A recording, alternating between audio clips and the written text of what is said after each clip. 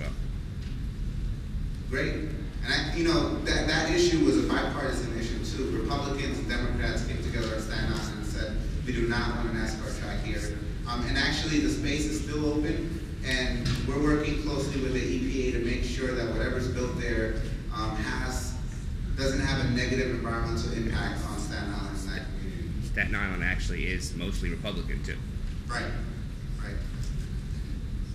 Excuse me, what was the question asked? Oh, he just mentioned that he was part of that campaign to fight the Staten Island NASCAR track. So I was just commenting on how it was a bipartisan issue at Staten Island. So it wasn't actually a question he had a statement. But do you have a question? Oh, no, I was wondering. Okay. Question?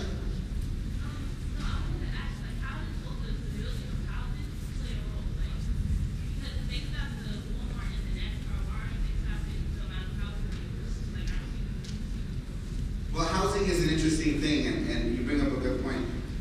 There's a big theory and misconception that environmentalists are against housing. I am not against housing. It's all about smart urban planning. We need low-income housing, but we also need accessible green spaces. So I think finding a balance between the two of them works. And actually, if you're going to build housing, building green housing, housing that's using reusable energy. Actually, Mayor Bloomberg yesterday, I was at a press conference that he held, announced that the city is now putting aside a lot of the stimulus money, millions and millions of dollars for green buildings. And also to make existing buildings green. So there is a lot of talk about helping to plan where you build housing better, but also to make existing housing green. Like all of New York City housing, like housing projects and all that are going to be renovated with, fluorescent light bulbs, windows, and stuff like that. Are there any programs that are actively pursuing acquisition of lands so that they might be maintained as forever wilds? We will hear that. In the boroughs, in the 5 boroughs? He asked if there's any programs that are actively working to acquisition land for wilderness. The Sierra Club doesn't work to privatize and acquisition land, but we work together with organizations like the Trust for Public Land, Open Space Institute that are doing similar things. And I know in the community garden fight and movement in New York City, a lot of the land was purchased so that it could remain open green space for the community. But if you go to the Trust for Public Land website, if you're interested in land being acquired for public space, that's a good resource. Going back on the subject of housing,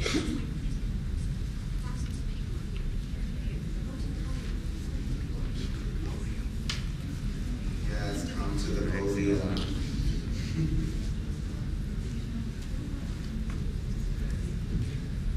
back on the subject of housing, nevertheless, the price of oil and gas is going to go up. So if we keep expanding and we keep if we have more houses and it eventually starts corrupting and destroying the area, do you think that will be a future problem for Sierra?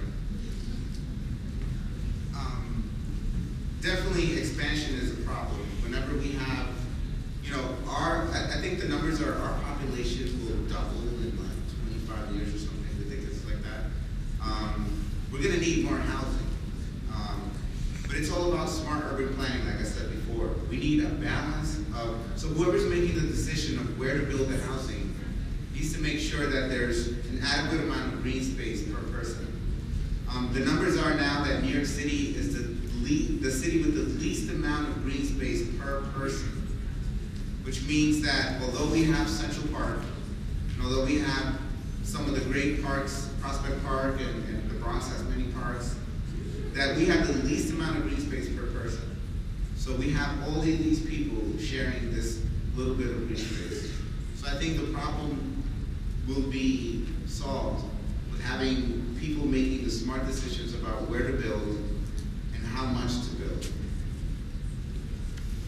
Okay. The Sierra Club website is up, and we distributed a lot of information regarding both organizations. We do have, David, would it be possible for to have Sean and Katia present again, and then we take more questions?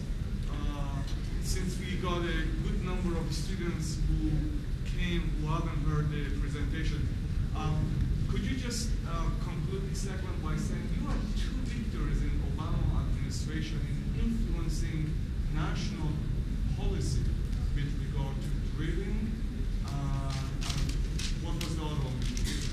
With wilderness bill.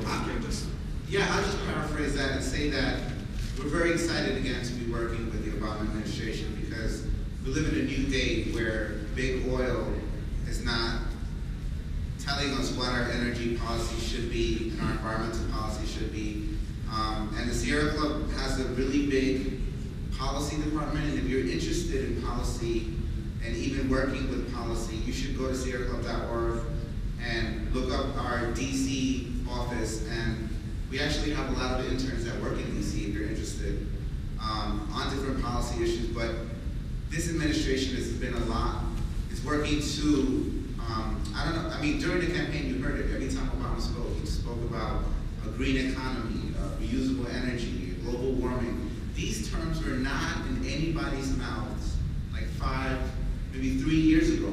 They weren't, nobody was using these terms. And now, every speech you hear has somebody talking about climate change, global warming, green energy, green economy.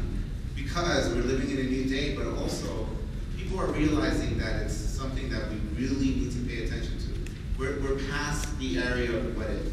We are now in the area of we have to do something now to combat climate change. Are there any studies underway to study the wind corridors here in New York for wind turbines?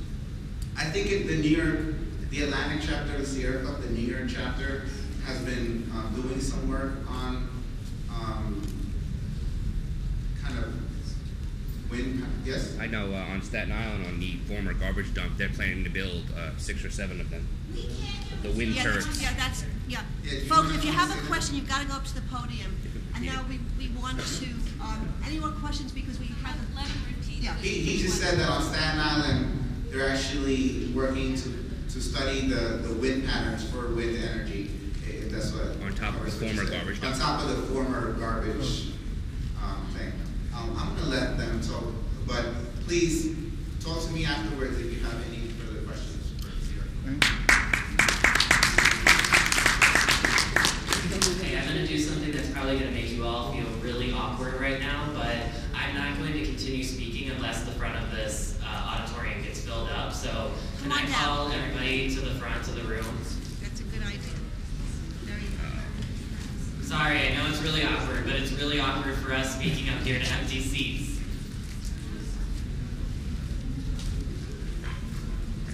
Thank you. That's all right.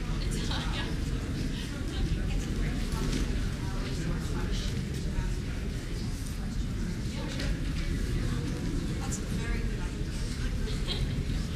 That's intelligent. Is there a website for that I can make that information? You can probably look on contact Staten Island Advance.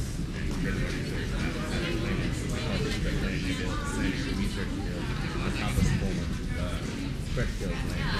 Maybe it's going to about 6 months. It doesn't take a while. So you probably can look up articles. If you look up Staten Island wind farms, Staten Island wind farms, Springfield, you'll probably find I something. see you read a lot of these. What is your name? John, I work for the school. I'm actually coordinating the event. We're trying to bring it a little bit more intimate, so like, I think we're